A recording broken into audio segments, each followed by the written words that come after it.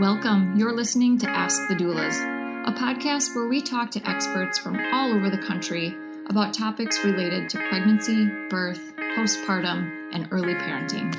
Let's chat. Hello. This is Kristin with Ask the Doulas, and I am so excited to chat with Kim Grenawitzke. Kim is the Managing Director of Content and Editorial, and also the Senior Feeding and Swallowing Specialist at Solid Starts Incorporated.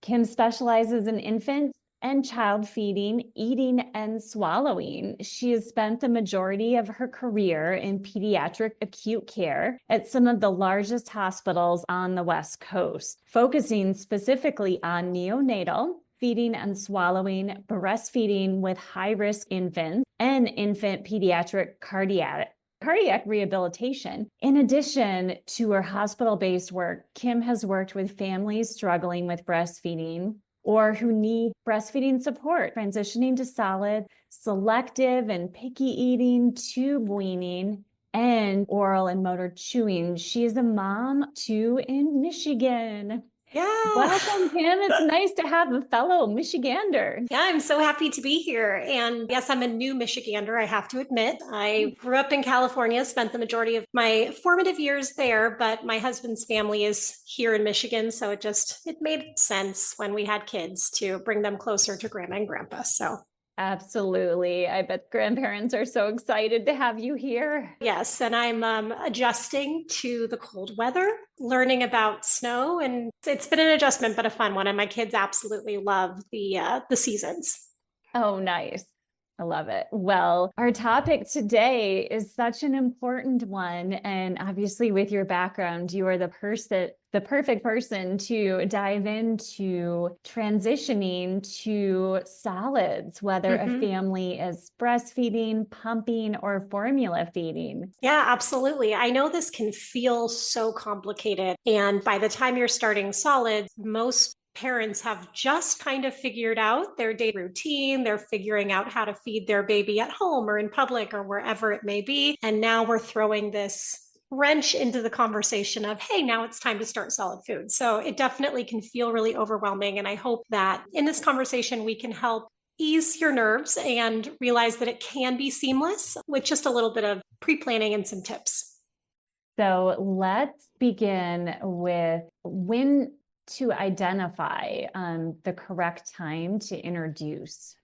Yeah, so this is a really interesting topic because a lot of pediatricians and pediatric healthcare providers will start to bring this up the 4-month well child visit. Yeah. And many will say, oh, your baby's ready for solids. Go ahead and here's a handout from one of the baby food companies. Take this home and start solid.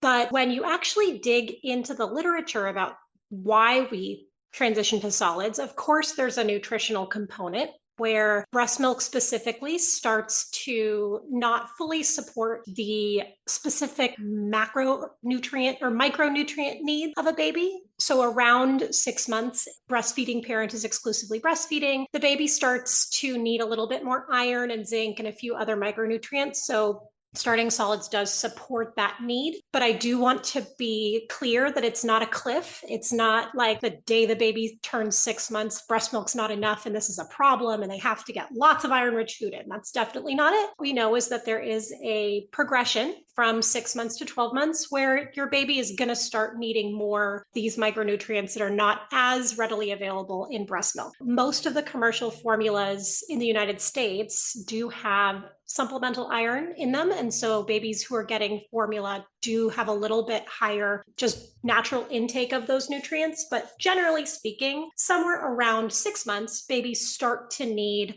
a little bit of a different nutritional profile than they did earlier on.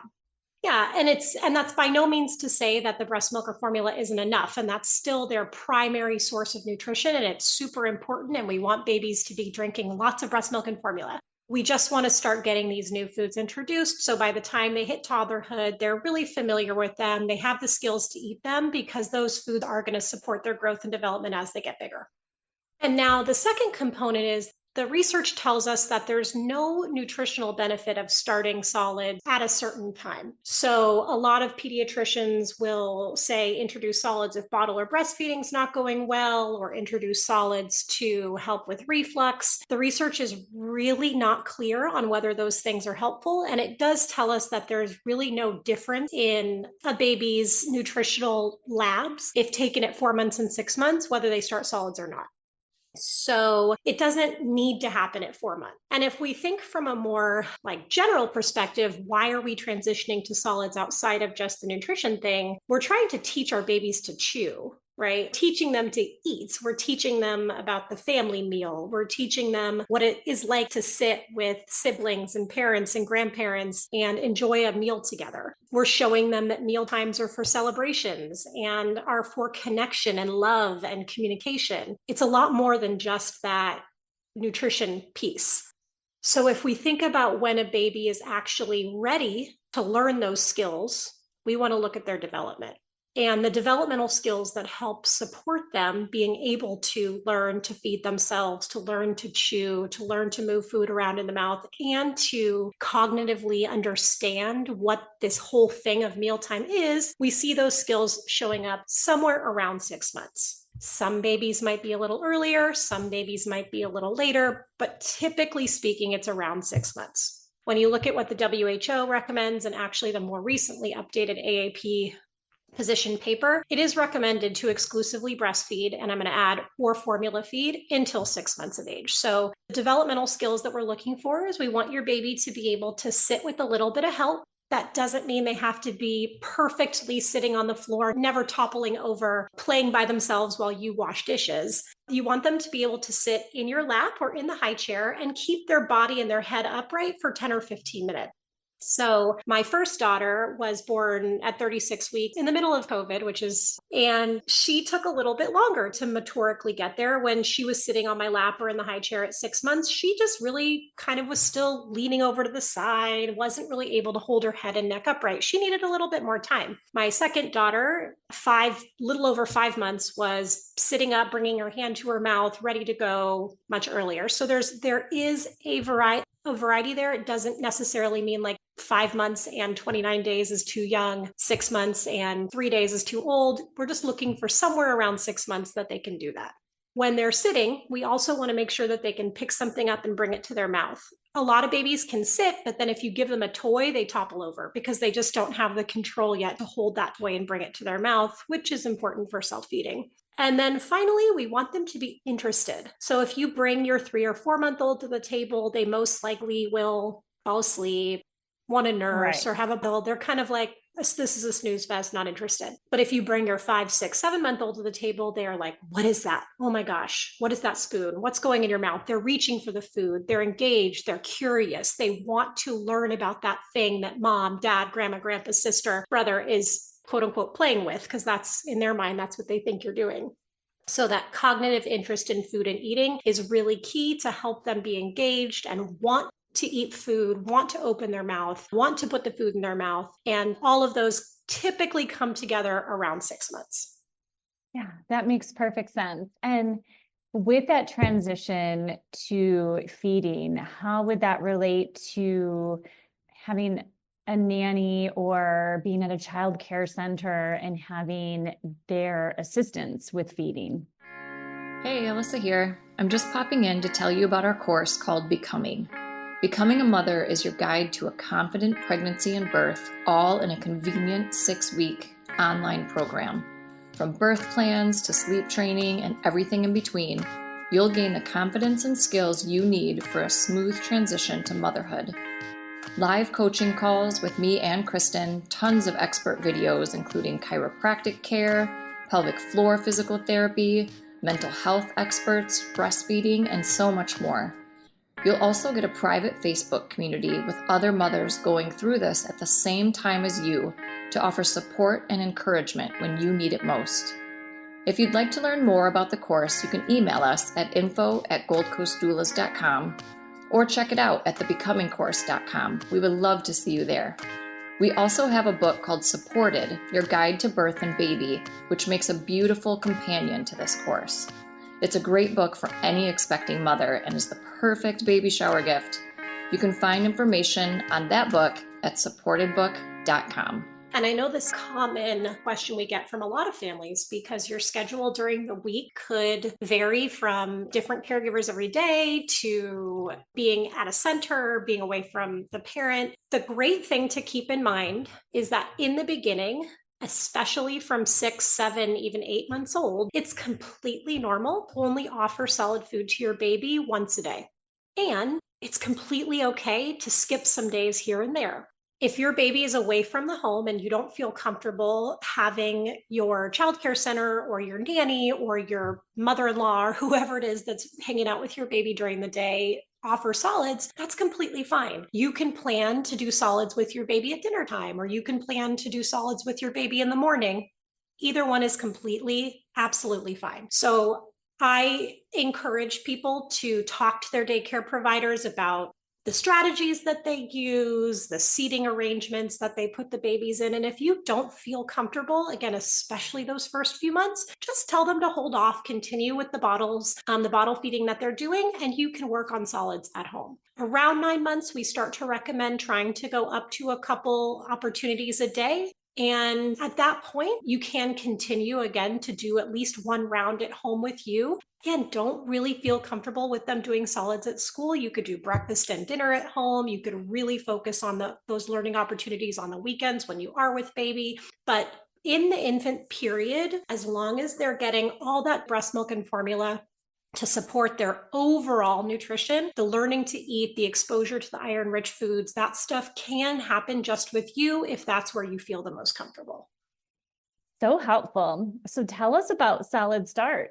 Man, Solid Starts has been a roller coaster of fun. We, my partner Carrie and I, two of the senior feeding therapists over at Solid Starts, we had been working with this population for a long time, specifically in the hospital, and we started doing more research looking into how starting solids was happening with typically developing kids. And we were doing a lot of teaching, mostly for other therapists who need continuing education. And through that, we got connected with Jenny Best, who is the CEO and founder of Solid Start. And she just wanted to share information about starting solids in a child-led way. So the buzz term, of course, is baby-led weaning. At the end of the day, what we care the most about is that babies taking the lead from the beginning, feeding themselves, no matter what the kind of food is. She wanted to start an Instagram, and she wanted to post really good information for parents and have that be available for free, essentially.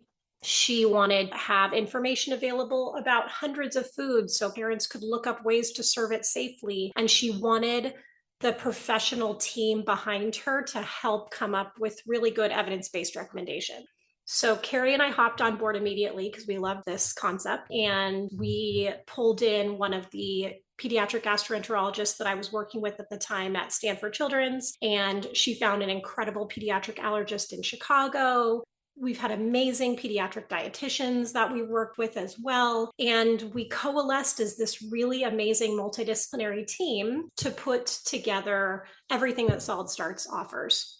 So we've got a very active social media presence, and there's tons of information posted there every day, covering topics from food refusal to spitting to gagging to transitioning from purees to finger foods to toddler picky or selective eating. I don't want to call it toddler picky eating. It's definitely, that's a whole other topic we could talk about. That's a whole other thing. But toddlers that are having trouble at the table. And we've got tons of great information there. We have our free First Foods database where you can look up foods like, I want to give my baby banana today. And you can type it in there and we'll give you the nutritional information, the allergen information, the choking information, how to prepare it as finger food, how to prepare it as a mash. And that's available completely free on our website. And we have an app as well. And then if you're interested, we have put together a more guided experience for starting solid with recipes and step-by-step allergen introduction that was put together by our pediatric allergist. And kind of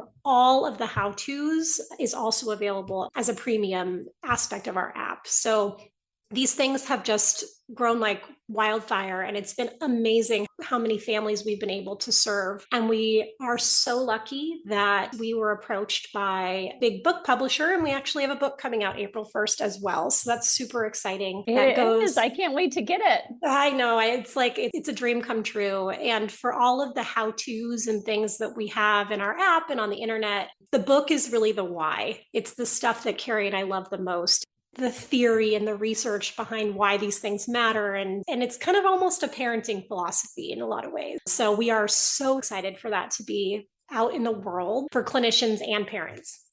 So I take it your book will be available on your website as well as online retailers and bookstores.